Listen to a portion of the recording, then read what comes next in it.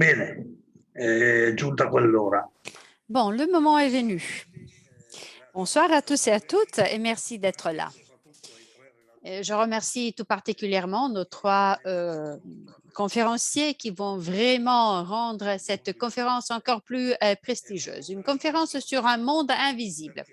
Pour nous, ce sera une conférence importante parce qu'il y a 3 ans, nous avons commencé cette lutte. Bon, je me rends compte que c'est un peu trop de l'appeler lutte, mais c'est la lutte pour les fromages naturels. L'idée est d'arriver, d'aboutir peut-être à la prochaine édition de Cheese ou la suivante, à n'accueillir que des fromages naturels. Maintenant, on n'a que des fromages au lait cru. Il n'y en a plus de pasteurisés avec deux exceptions inévitables. Alors qu'on souhaiterait arriver à ne présenter, à ne proposer que des fromages naturels sans additifs étrangers. Cette bataille a commencé il y a 3 ans, je le redis, et elle passe une phase compliquée parce qu'il est plutôt facile de parler de ce sujet entre experts et gens du métier. Et tout le monde se trouve d'accord, alors qu'il est beaucoup plus compliqué d'en parler aux consommateurs, parce que sur le lait cru, bon, en fait, c'est intuitif, il y a eu une certaine convergence. Ils ont compris la différence. On a organisé un banque de dégustation il y a quelques éditions de cela, avec un fromage fait par le même fromager au lait pasteurisé, au lait cru, et 90% a indiqué que celui au lait cru était meilleur. La question par rapport au ferment est un peu plus compliquée. On n'arrive pas tout de suite à comprendre ce monde invisible dans le fromage. Ce monde invisible, entre autres, j'en parlais tout à l'heure avec Duccio Cavalieri, on a du mal à le placer dans le royaume animal. Il n'y a que trois royaumes végétal, minéral, animal. Et donc, si on pense des sports et qu'on les range au même titre que les baleines et les éléphants, c'est bizarre. Et pour un consommateur, c'est presque impossible de s'approprier de cette vision. Et par rapport à ce monde invisible, l'homme de la rue, nous, les hommes de la rue, nous avons une attitude de méfiance et de peur aussi, de crainte. Et là, il faut un peu dire que c'est de la faute des microbiologistes. Ils ne nous parlent que des micro-organismes que lorsqu'il y a des désastres, des catastrophes, des contaminations. Alors, laissons tomber la COVID. Mais s'il y a une bactérie, par exemple une listeria sur le fromage, alors le monde invisible devient apparent et on parle de ce monde invisible qui apporte une contamination au fromage. Mais la partie vertueuse, la bonne, qui œuvre toutes les fermentations, non seulement du lait, mais tout ce qui est pain, vin et plusieurs aliments, tout cela est moins perceptible et perçu. Et donc, il y a une attitude de méfiance par rapport à tout cela. Et on souhaiterait aller au-delà. On voudrait pouvoir raconter à ceux qui nous écoutent et à ceux qui vont visiter Cheese que c'est ce monde invisible qui fait du fromage ce qu'il est. Bien évidemment, si le fromage est fait comme il faut. Le fromage avec des ferments industriels est tout autre chose. Alors, pour réfléchir sur ce sujet, c'est-à-dire que l'essentiel est invisible aux yeux et invisible aussi à la raison apparemment. Il est très difficile d'arriver à raisonner sur cela, à réfléchir sur cela. On a invité 3 scientifiques, 2 scientifiques et un producteur qui tout le monde se confronte à ce monde, se heurte des fois à ce monde invisible et pour qu'ils nous parlent de leur vision. Je vais passer la parole tout de suite à la mère Noëlla Marcelino, que je remercie de participer à cette conférence, prieure du monastère bénédictin à Lady of the Rock, qui est microbiologiste en même temps et qui a commencé à produire les fromages de l'abbaye Regina Laudis en 1980 pardon, 1967, 77. Donc, elle a un marché encore plus difficile où il y a encore plus de méfiance que chez nous. Alors, je vous donne la parole.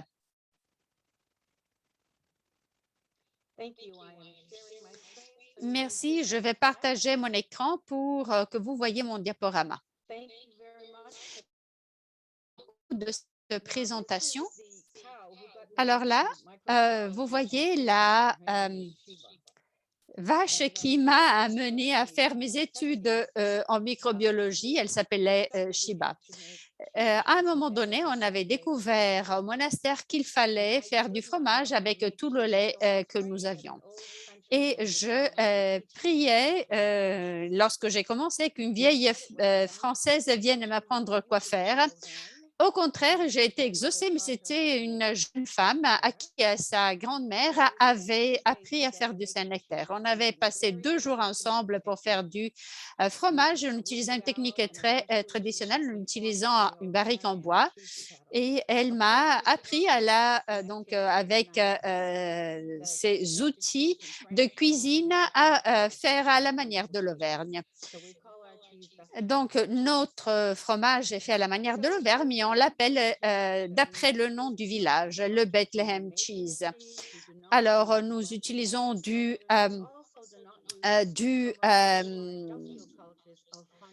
lait cru et nous n'utilisons pas de ferments commerciaux ou industriels.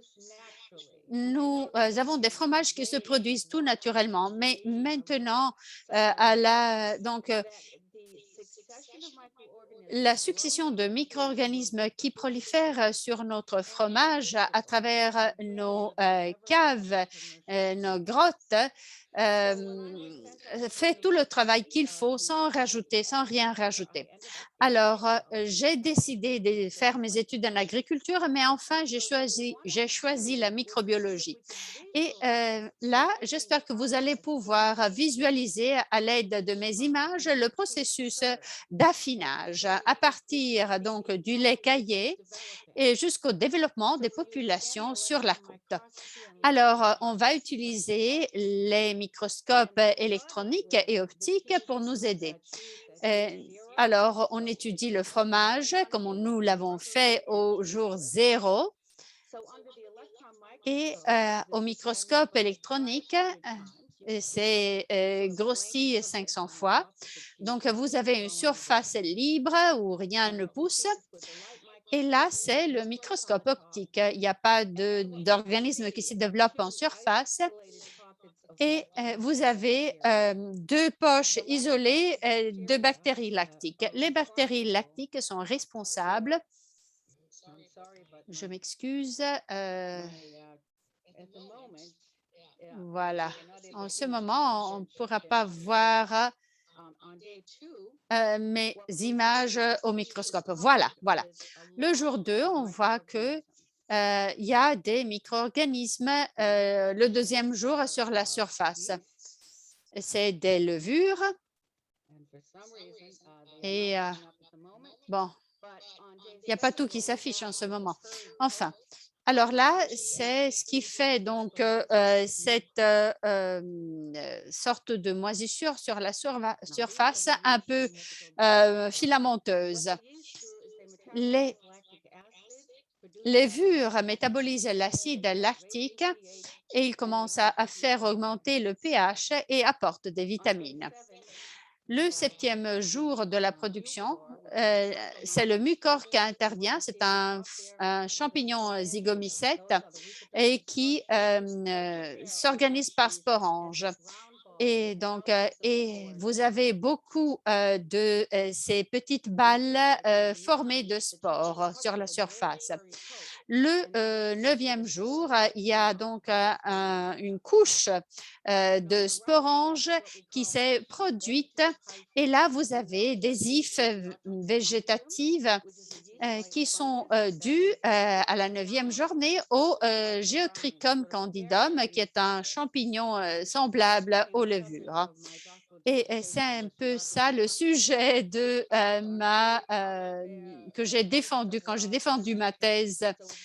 Et j'avais parlé donc de ce champignon qui se développe un peu partout, y compris sur le Saint-Nectaire. Donc, ma maîtresse est revenue après 2 ans. Elle avait remarqué que nous avions ce champignon rose qu'elle appelait la fleur des moisissures. C'était du Trichothecium roseum et c'est quelque chose de fortement désirable sur le fromage. Le 37e jour, nous avons une surface sèche, mais en dessous la surface, vous avez du Brevibacterium linens qui est donc un peu rosé comme le Limburger, le Taleggio, etc., et qui développe des senteurs très intéressantes à l'odorat. Le pH augmente et le fromage devient tolérant au sel. Et cette population aura préparé, donc toutes les populations préparent le terrain pour la population qui va donc le coloniser plus tard. Alors, vous avez toutes les couches. Vous avez les bactéries lactiques, vous avez les levures, vous avez le mucor, le geotrichum, le gravibacterium, etc. Alors, je voulais alors comprendre davantage par rapport aux souches naturelles des micro-organismes dans le fromage, dans leur milieu traditionnel. Alors, je suis partie pour la France et j'ai fait mes études sur 6 régions où ils font l'affinage en cave. Voilà pourquoi mettre un produit alimentaire dans la terre parce qu'une gramme de sol peut contenir jusqu'à 1 milliard de cellules bactériennes et jusqu'à 1 million d'espèces de champignons. Alors, et donc, c'est ça qui contribue donc à la texture et au goût du fromage. On bénéficie de leur métabolisme. Alors, les 3 processus biochimiques primaires dans l'affinage sont la fermentation, bien évidemment, au début. C'est le lactose qui développe l'acide, qui se transforme en acide lactique, l'hydrolyse des lipides dans les acides gras, la protéolyse qui rompt la caséine, la transformant en peptides, acides aminés et ammoniac. Voilà, vous avez une image des caves de Saint-Julien dans l'Auvergne. La première fois que je suis allée, la première fois que je suis allée donc dans ces caves, c'était des caves où pendant plusieurs générations on avait affiné des fromages et j'ai trouvé des Saint-Nectaire par exemple sur le plancher. Et les inspecteurs ne peuvent pas tuer. On m'a dit parce que ces fromages relèvent de la mémoire collective de la France. Voilà. Alphonse, c'est la personne qui m'en a parlé. Alphonse est un jeune homme qui fait du fromage sur ses planches depuis des générations.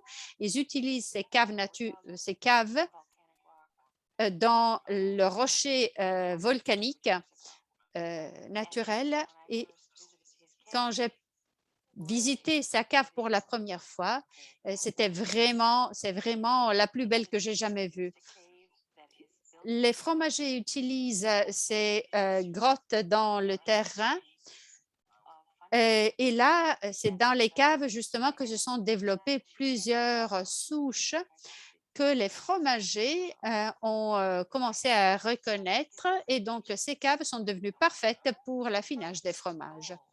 Le premier objectif que j'avais était donc de recueillir des échantillons de populations dans les caves. Et puis, je les ai étudiés pour comprendre quelle était leur diversité. Donc, on a utilisé pour les étudier en fait cette technique génétique d'ADN polymorphe amplifié au hasard. Et on a étudié pour voir si les isolats qu'on avait récoltés appartenaient à des souches différentes. J'ai retrouvé 18 isolats de 7 caves différentes en l'espace de quelques kilomètres seulement.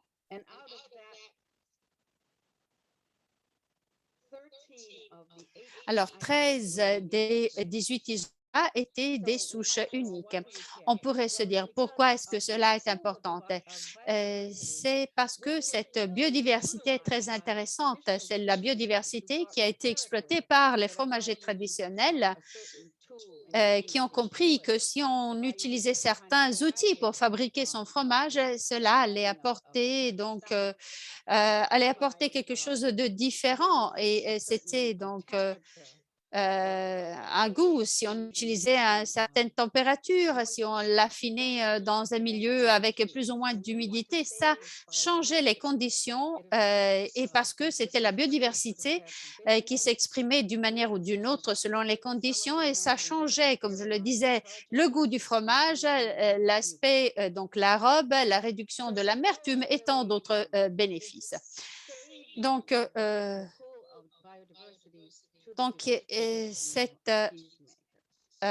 il faut qu'on remercie les fromagers traditionnels du fait qu'ils ont sauvegardé ce patrimoine. Et ils utilisent ces planches, ces étagères récemment au lieu de mettre les fromages par terre.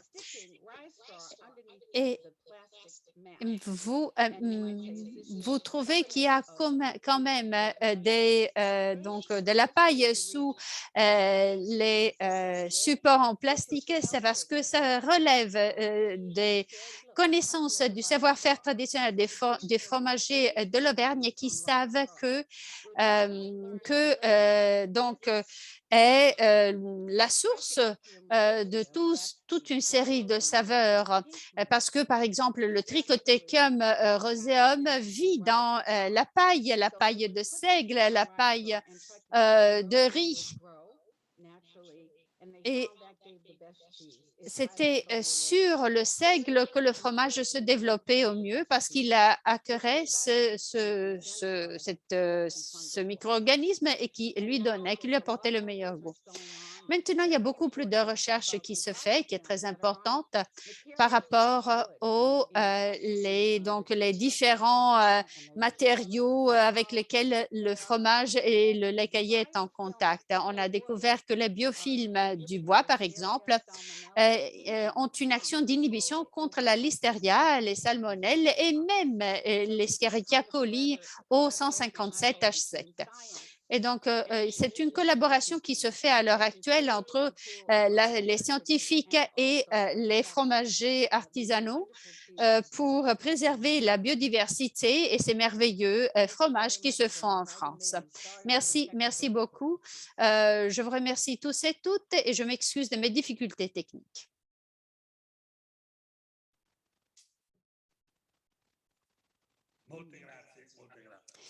Merci beaucoup, Mère Noëlla. Je crois que Patrick Mercier, qui est responsable de la sentinelle du camembert fermier traditionnel, s'est retrouvé un peu dans beaucoup des affirmations qu'a fait la mère Noëlla. Donc, Patrick Mercier a dû supporter une bataille importante. Le camembert est une icône française. Alors, ça fait penser aussi, c'est le même que Brigitte Bardot. Et l'industrie s'efforce toujours de s'approprier ce produit. Et sans trop se soucier de la biodiversité. Mais où en sommes-nous, Patrick?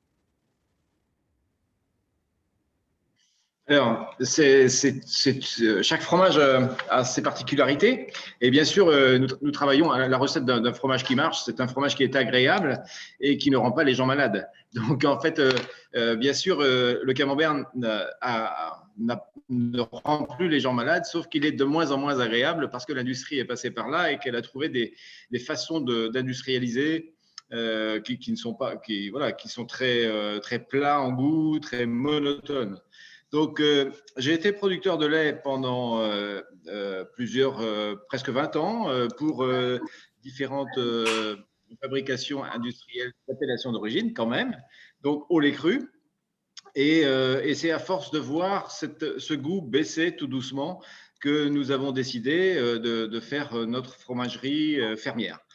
Je voudrais, parce qu'en fait, on a parlé de fromage au lait cru tout à l'heure. Pour moi, le lait cru, c'est un terme assez vague, finalement. Le lait cru, c'est un lait qui n'a pas été épuré par le chauffage, voilà, au-delà de 40 degrés, ou des moyens équivalents. Alors, même si on répond à cette norme, on peut avoir un lait pauvre en microbiologie intéressante pour le goût.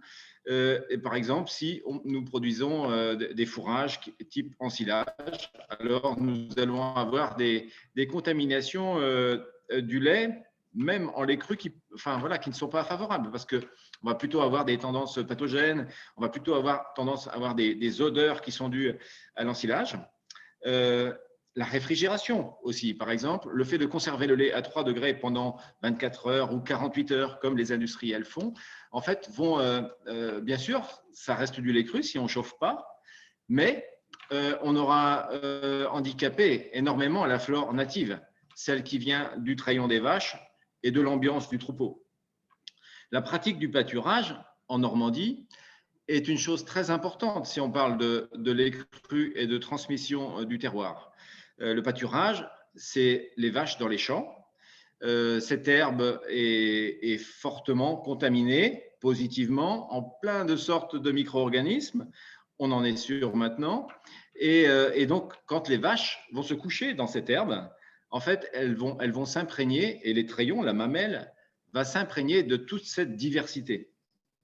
Si on ajoute le fait de ne pas excessivement nettoyer le pied des vaches par le fait de désinfecter, ce qui est courant aujourd'hui, si on ne réfrigère pas le lait, alors la possibilité de transmission de cette ambiance des pâturages par la vache jusqu'au fromage est possible. Mais ça reste très fragile parce que la nécessité de garantir aux consommateurs l'absence de microbes pathogènes fait que les tendances sont à la désinfection de pieds des vaches, à la conservation du lait à 3 degrés, à la vérification qu'il n'y ait pas de germes pathogènes avant de commencer les fromages au lait cru.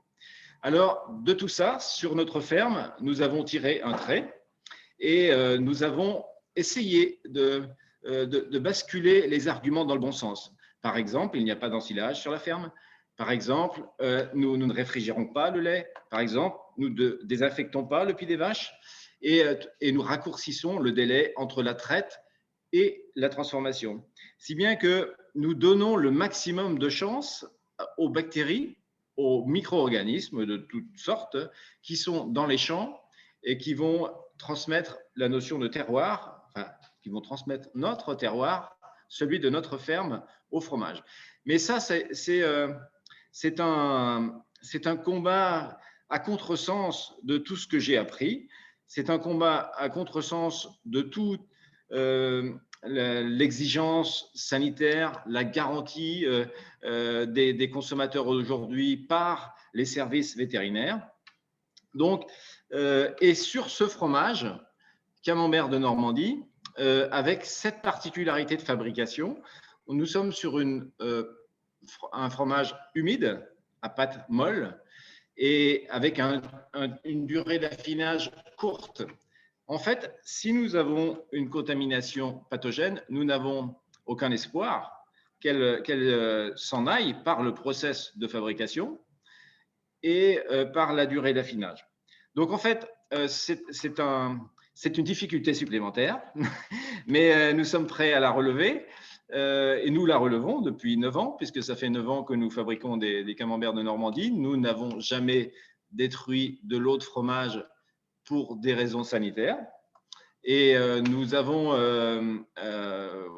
l'assurance que notre ambiance de troupeau, notre ferme, transmettent un goût particulier, au point que nous avons failli sortir de l'appellation d'origine, tellement nous étions faciles à repérer. Alors, c'était la preuve de notre travail, de notre travail un peu particulier.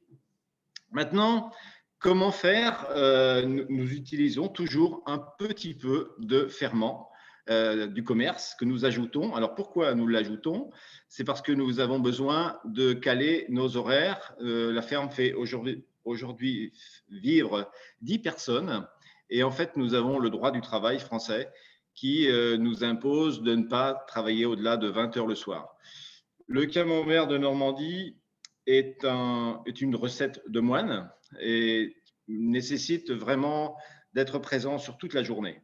Alors, nous sommes présents de 6 heures le matin à environ 20 heures le soir, mais si nous n'utilisons pas quelques ferments actuellement, nous ne saurions pas finir à 20 heures.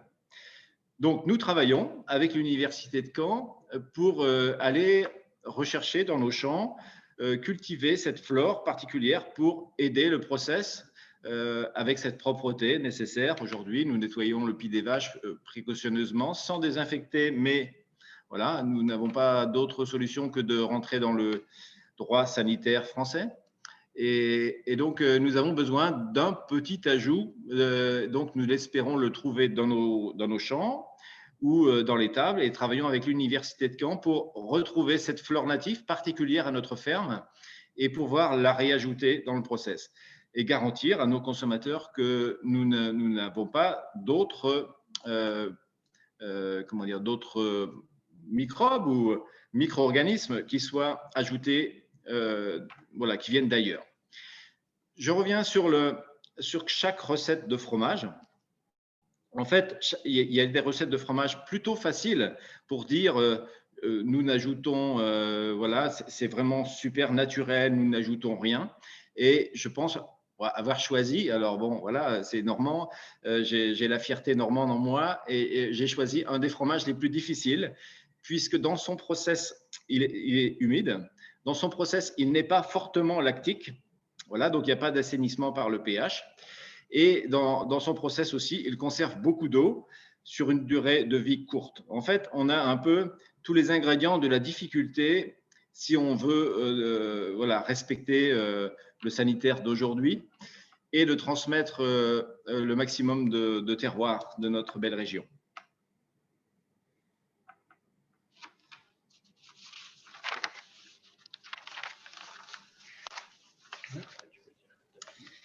Voilà. Je crois avoir… j'ai pas suivi mon plan du tout. J'ai dit avec mes tripes, ma passion, tout ce que nous essayons de faire tous les jours. Et si vous avez quelques questions, alors n'hésitez pas.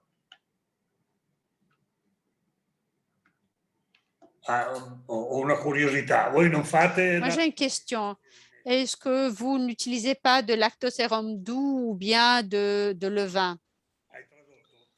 Alors, nous n'osons pas reproduire d'une journée sur l'autre pour, en cas de problème, en fait, avoir un problème qui soit totalement grave pour toute la fromagerie. Nous avons dans l'affinage qui dure 3 semaines, donc bien sûr, nous avons une identification de chaque lot de fromage et le fait d'ajouter du sérum d'un jour sur l'autre, pour moi, nous ferait aller dans un niveau de risque. Voilà. Alors, peut-être ce sera la solution, vérifiée de façon scientifique par l'Université de Caen, mais voilà. Mais nous n'osons pas. En Normandie, il n'y a personne qui ose aujourd'hui réutiliser le sérum comme ensemencement d'un jour sur l'autre.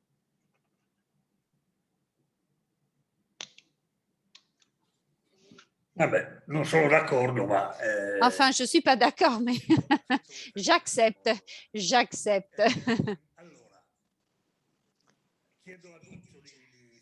Voilà, je demande à Duccio de prendre la parole comme dernier conférencier. C'est Duccio Cavalieri qui nous accompagne depuis quelque temps. Il est professeur de microbiologie auprès de l'Université de Florence et un expert de systèmes complexes.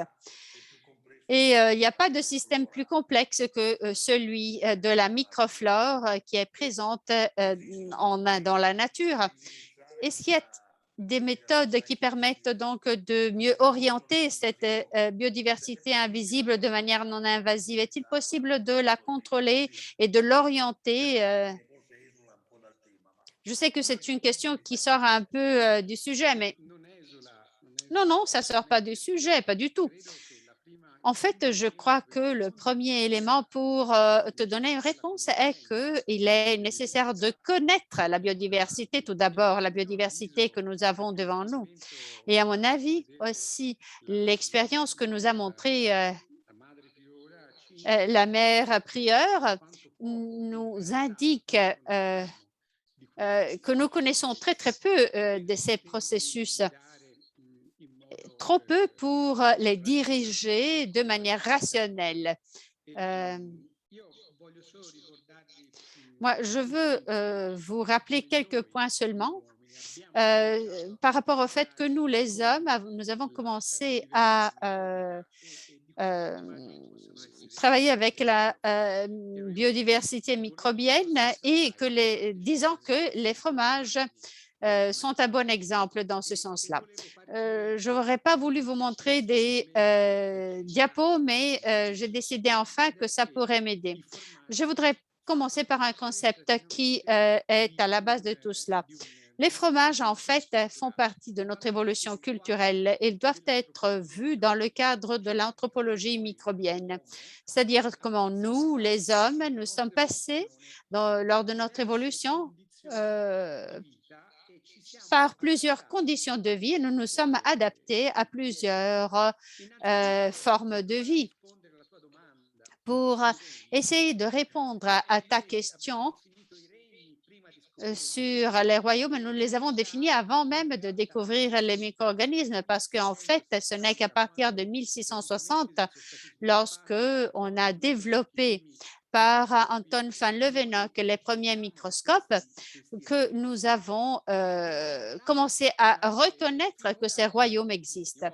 Et en fait, nous les avons vus soit au microscope ou grâce au travail de Fanny Zeniuses, une grande femme qui travaillait avec son mari, un autre scientifique, M. Petri. Nous avons commencé à voir ces micro-organismes sur des plaques. C'est elle qui a eu cette idée d'utiliser l'agar-agar pour faire ces plaques de pétri. C'est elle qui l'a eu, mais même si on ne l'a jamais reconnue. Bon, enfin, j'ai fait des expériences avec le fromage. Nous avons vu des images qui nous disent que la côte du fromage est un modèle très, très puissant. Aujourd'hui, nous nous sommes évolués, nous sommes allés bien au-delà de cette connaissance sur les plaques parce que nous savons que sur les plaques, probablement, il y a moins de 1% de la diversité microbienne que nous avons en face de nous. Si je prends cette gramme de sol, je sais que 0,1%, 1% de ces micro-organismes sont cultivables. Alors, comment est-ce que je peux savoir que ce 99% restant y est aussi? Parce que des laboratoires comme le mien et beaucoup d'autres utilisent aujourd'hui directement l'analyse de l'ADN contenu dans les échantillons de sol, dans les fesses, dans les selles humaines, dans l'intestin, fromage ou yaourt, pour étudier la diversité microbienne. Qu'est-ce qu'on voit? On se rend compte que ce sont les micro-organismes qui font l'homme. Nous vivons parce que les micro-organismes existent en nous. Nous avons à peu près 2 kilos de micro-organismes en nous qui interagissent avec notre physiologie sur 300 mètres carrés d'intestin. Nous savons depuis l'âge d'Hippocrate que toutes les maladies viennent de l'intestin et nous découvrons au fur et à mesure que l'état de santé dépend de l'intestin. Cette communauté microbienne qui s'appelle le microbiome, nous la partageons avec l'environnement extérieur et notre alimentation. Notre nutrition est l'une des manières essentielles pour changer notre microbiome. Je veux renverser la perspective. Nous nous sommes nés, nous nous sommes évolués d'abord comme insectivores, ensuite chasseurs. Et il y a à peu près 15 000 ans, nous avons commencé à domestiquer les animaux et à découvrir l'agriculture. Dans ce grand passage, nous avons fortement changé notre nourriture. Nous avons commencé à manger des nourritures avec lesquelles nous n'étions même pas en contact. Depuis le temps des chasseurs, les animaux étaient tués. À partir du moment où ils furent domestiqués, nous avons commencé à utiliser le lait des animaux et l'utilisation du lait nous pose devant un problème parce que lorsque nous ne sommes plus des enfants, l'enzyme qui nous sert pour digérer le lait n'est plus produit dans le corps humain. Mais nous coexistons avec ces animaux depuis au moins 15 000 ans. Comment est-ce qu'on a fait pour rendre le lait conservable et réutilisable? Nous avons inventé les fromages et c'est les micro-organismes des fromages qui permettent à des personnes chez qui le gène du lait ne marche plus de manger du lait. La plupart des intolérances au lait d'aujourd'hui, intolérance alimentaire, dérive du fait que ces micro-organismes qui, pendant des centaines, des milliers d'années, nous avons introduits en nous en buvant et en mangeant des aliments vivants, riches en micro-organismes à partir des chasseurs-cueilleurs. Donc, c'est ça qui fait la différence. Donc, je renverse un peu ta question. Est-il possible de gérer cette diversité microbienne et de produire des aliments sans ensemencement? Nous devons récupérer la diversité microbienne des fromages au lait cru produits de manière traditionnelle parce qu'en réalité, ces fromages sont un filtre. Ils ont été un filtre. Ils ont servi d'interface pour amener dans nos organismes, les micro-organismes qui sont essentiels pour nous garder en bonne santé. Là, vous avez des bactéries, des levures, ceux qui produisent des fromages depuis des dizaines, si ce n'est des siècles, des dizaines d'années, si ce n'est des siècles, ont commencé, au moins pendant ces derniers siècles, des cultures de lactobacilles, streptocoques, lactocoques. Mais ceux qui sont utilisés par l'industrie, ça c'est une étude menée sur la production de parmesan, mozzarella et d'autres fromages, nous montre que ce que nous utilisons à l'échelle industrielle ne sont que très peu nombreux. Il n'y a qu'une poignée de micro-organismes qui sont utilisés à l'échelle industrielle. Lorsqu'on étudie le travail qui a été fait par Rachel Dutton, qui est une chère amie, moi j'ai été à Harvard pendant 6 ans, elle aussi, et c'était le même institut dans lequel je travaillais, le même département. Voilà, j'ai constaté ce que la mère Prieure nous disait. La biodiversité qu'elle nous a montrée est beaucoup supérieure. Nous avons des centaines, peut-être des milliers d'espèces de bactéries et de champignons qui colonisent en succession la croûte du fromage et qui font de ce fromage, de ce produit, ce qu'il est. Moi, je crois qu'on a voulu simplifier, on a dû faire simple au fil du temps parce qu'il fallait gérer la complexité. Maintenant, par contre, nous avons les outils, non seulement pour commencer à aborder cette diversité, ces analyses ne demandent de rien cultiver. À travers l'analyse de l'ADN, tout est visible. Et on voit aussi des pathogènes, parce que des pathogènes, il y en a, des fois, souvent dans des quantités très, très faibles. J'ai travaillé à Saint-Michel-à-la-DJ sur les fromages des pâturages alpins. Des fois, on retrouvait des salmonelles, mais ces micro-organismes sont inhibés par les autres micro-organismes. Ce sont les micro-organismes vertueux qui inhibent les autres. C'est un processus qui, pendant notre évolution, nous avons utilisé pour rendre un produit mangeable alors qu'il aurait fini par pourrir. Par rapport à la partie aromatique, je n'ai personne à convaincre. Ça, c'est une revue récente sur le sujet. On voit que l'action des bactéries homo-fermentants ou hétérofermentants nous a amené à une simplification presque inacceptable aujourd'hui dans le monde de la complexité du lait cru, des fromages naturels que nous sommes en train d'aborder. Parce qu'en fait, beaucoup des caractéristiques aromatiques qui contribuent à la complexité de ces fromages dérivent justement de ces bactéries hétérofermentateurs que souvent l'industrie a eu tendance à écarter pour faire simple. Alors, pensons à la santé. Elia Metchikov a été l'inventeur de la pratique des probiotiques. Beaucoup des probiotiques, des micro-organismes que nous achetons dans les comprimés en pharmacie sont présents aussi dans nos fromages naturels. Mon groupe d'études est en train de mener des études d'anthropologie microbienne. Nous avons visité avec des collaborateurs de l'Université de Bologne, nous avons visité le Tadjikistan pour étudier le kéfir. On a étudié les kéfirs de Roumanie et on étudie des fromages, de nombreux fromages, les uns différents des autres. On se rend compte au fur et à mesure que les souches, pas des espèces, des souches différentes se multiplient et ils s'en suivent dans la production d'un kéfir comme d'un fromage.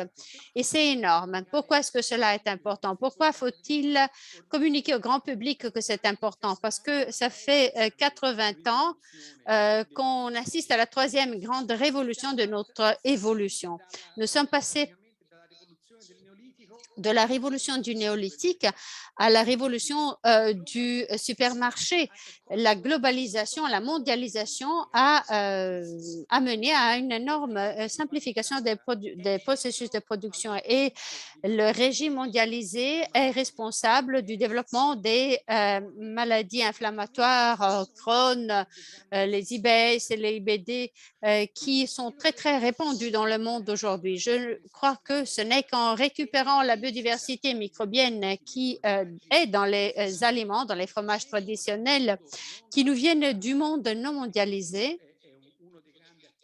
Et là, c'est l'un des grands acteurs dans la evolutionary medicine, Graham Rook. Et ce n'est que comme cela qu'on peut récupérer cette diversité microbienne et revenir dans un monde où on ne meurt pas d'inflammation.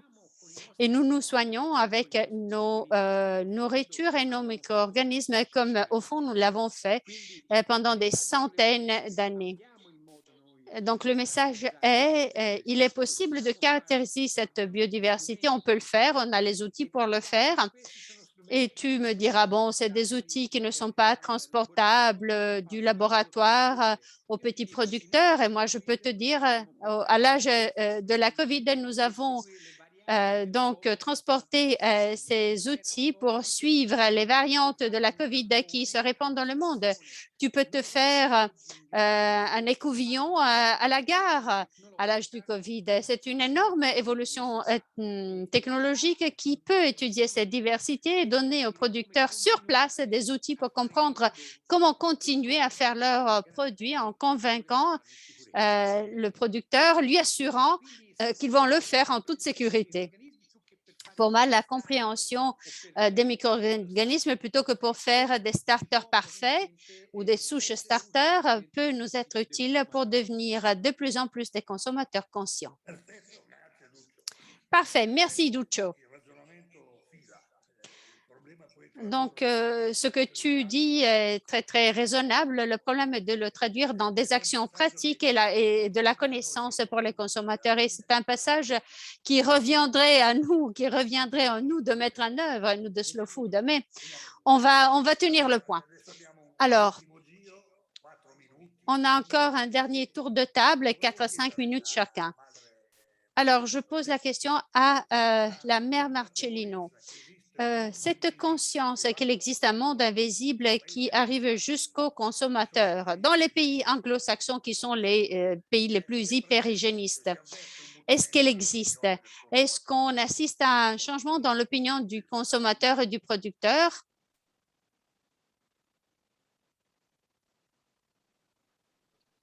Well, when we first started making quand on a commencé à produire notre propre fromage avec les champignons dessus, donc on les a menés aux foires et les Américains avaient peur d'en goûter parce qu'ils étaient sales.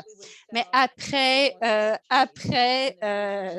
les avoir dégustés, 2 fois plus tard, à la première foire, 2 ans plus tard, on avait tout vendu à l'espace de 2-3 heures.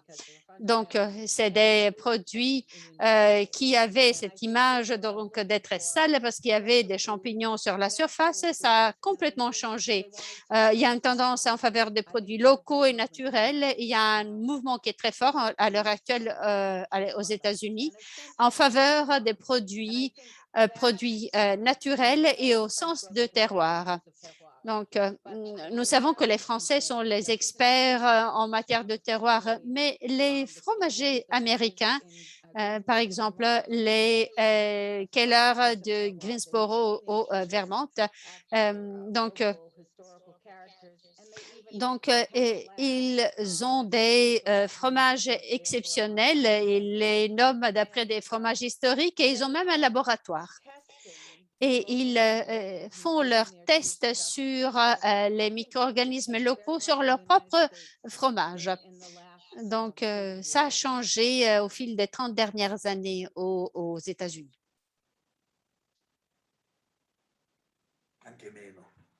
Peut-être moins. En France, évidemment, on n'a plus de conscience, Patrick, n'est-ce pas? Même si sur ce sujet des fromages naturels, on a un peu de mal à rentrer dans l'univers des fromageries françaises. Alors, comme je disais, il y a certains fromages d'appellation d'origine, notamment, qui ont vraiment fait ce retour à la tradition. Je pense au comté. Je connais très bien cette région. Je suis vraiment tombé amoureux à l'âge de 16 ans et demi, ça fait longtemps, de cette région, et elle m'a servi de guide pour faire notre fromage sur notre ferme. Donc, certains fromages permettent plus facilement que d'autres ce retour à des gestes traditionnels, et ils ont écrit dans leur cahier des charges que chaque fromager devait travailler, donc c'est incroyable d'avoir écrit ça, devait travailler à trouver une façon la plus traditionnelle possible. Voilà, certains fromages sont plus faciles que d'autres. Alors, ça ne veut pas dire qu'il ne faut pas le faire sur les autres. Ça veut dire qu'il faut peut-être, entre guillemets, je suis très convaincu, mais le jour où il m'arrive un problème sanitaire, je vais être beaucoup moins convaincant. Et c'est ce qui me fait peur. En face, j'ai des géants industriels qui ne rateraient pas le coche voilà, si un jour j'avais un problème sanitaire en revendiquant le plus naturel possible. Donc, c'est un enjeu important, c'est un enjeu d'image pour lequel on n'a pas le droit de se tromper. Si notre fromage à nous, sur notre ferme, s'appelle le champ secret, en 2 mots, c'est bien parce que pour moi, le secret vient du champ. Et voilà. Et il y a encore quelques barrières à franchir pour garantir que ce ne soit que le secret qui vient du champ et rien d'autre. Donc, ce travail nous passionne énormément, mais à la fois, nous n'avons pas le droit à l'erreur. C'est-à-dire que nous pourrions discréditer toute la démarche si un jour nous rations. Voilà. Donc, c'est cette envie et c'est cette crainte qui me travaille, et c'est très français. On citait tout à l'heure l'utilisation des matériaux traditionnels. Eh bien, nous utilisons dans notre fromagerie le tamis qui est sous les fromages, qui permet l'égouttage de nos camemberts, est en bois. Et c'est très important. Et l'administration française voulait absolument des stores en plastique. Voilà. Et nous avons été sauvés par l'Europe. Alors, merci l'Europe. On dit souvent du mal. Merci l'Europe d'avoir permis l'utilisation des matériaux traditionnels. Pour vous donner l'importance aussi sur ce store en bois que nous mettons sous nos fromages. Donc, en fait, les 2 faces de fromage vont reporter sur le store en bois. Quand nous utilisons un store neuf, nous sommes 3 semaines sans pouvoir l'utiliser. C'est-à-dire que nous mettons sous le store neuf sous le vieux store pour qu'il s'imprègne de l'ambiance de la fromagerie. Donc, c'est par toutes ces petites choses additionnées que nous devons refaire ce retour à une alimentation saine et diversifiée, et qui permettent, alors on le reconnaît par le goût, mais ça a été dit, et je ne suis pas scientifique, ça a été dit tout à l'heure, qui permettent aussi notre santé à nous par la décontamination positive et variée.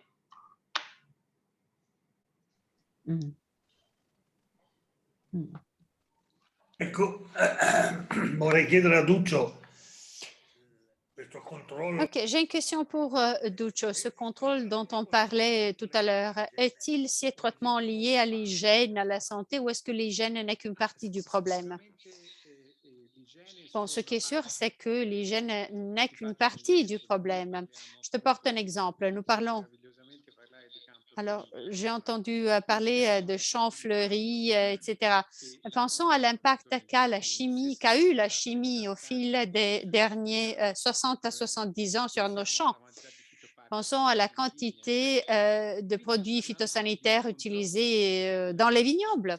Alors, on a des écosystèmes qu'il faut commencer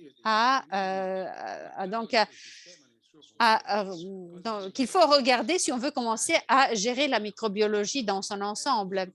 Donc, Patrick Mercier a très bien répondu. Tout simplement, en refroidissant à 4 degrés ou 3 degrés, on change les unités microbiennes du fromage parce que certaines espèces à 4 degrés dans le lait, tout simplement, changent de concentration. Et que ce soit la pasteurisation ou bien le traitement au froid ont un effet sur cela. Alors, pensons quel peut être l'effet des phytosanitaires. Alors, si on fait le rapport entre les deux, les phytosanitaires dans les champs ou dans les vignobles à côté, on pense que tout ça se limite, par exemple, au traitement contre le mildiou et ça tue tout ce qu'il y a dans les alentours. Je crois que lorsqu'on parle d'un système qui a ce degré de complexité, il faut vraiment l'aborder dans sa complexité totale. Je crois que la névrose des pathogènes, c'est-à-dire de chercher les petites salmonelles, bon, enfin, il faut éviter les salmonelles, la listeria, etc. Mais il faut aussi penser qu'il existe une théorie qui est à la base de la médecine de l'évolution, qui dit que avoir quelques pathogènes tout petits dans sa nourriture quand on est des enfants, c'est pas mal parce que ça apprend au système immunitaire à reconnaître les mauvais des bons.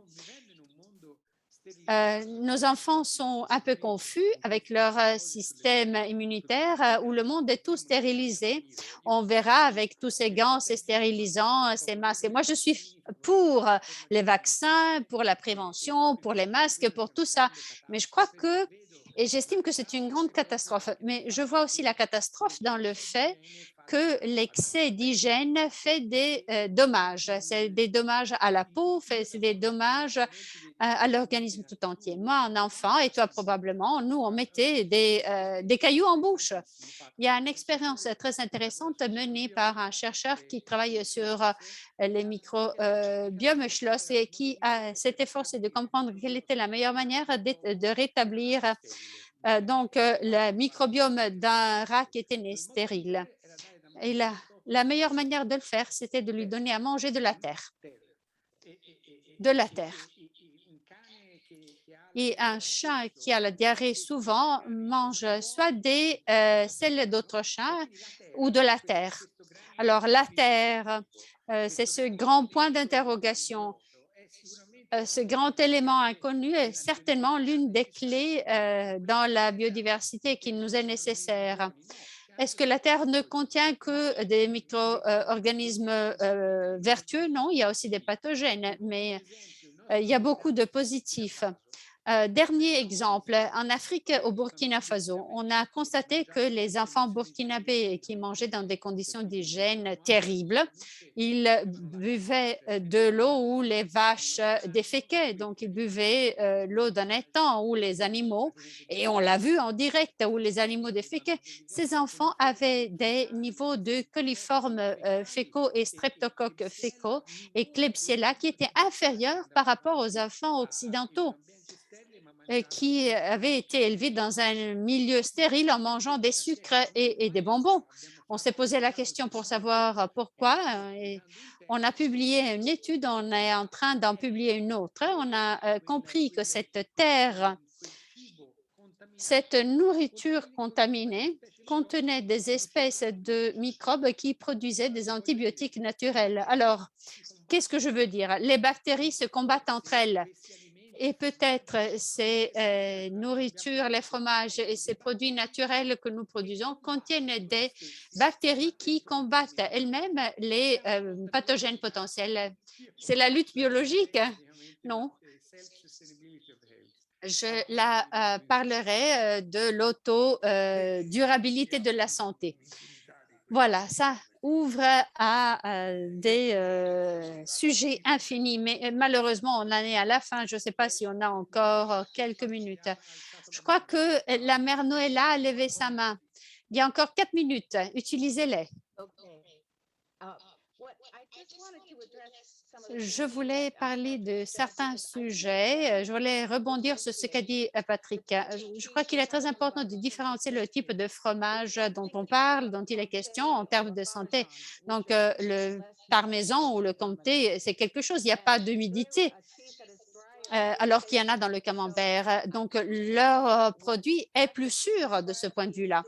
Donc, alors, je me demande ce que vous faites en collaboration avec l'Université de Caen, parce que ça va être très important. Quelque chose comme le camembert a un pH élevé en raison des champignons qui risquent de le rendre plus susceptible aux pathogènes, avec aussi l'humidité et donc cet affinage court. Donc, c'est beaucoup plus sensible que le parmesan et le comté. Donc, il est très important de savoir que le profil de sécurité de ces produits doit être recherché ultérieurement. Nous savons que les produits qui sont affinés pendant entre 60 jours et 3 mois sont beaucoup plus sûrs. Et donc, je suis très contente de savoir que vous collaborez avec l'université.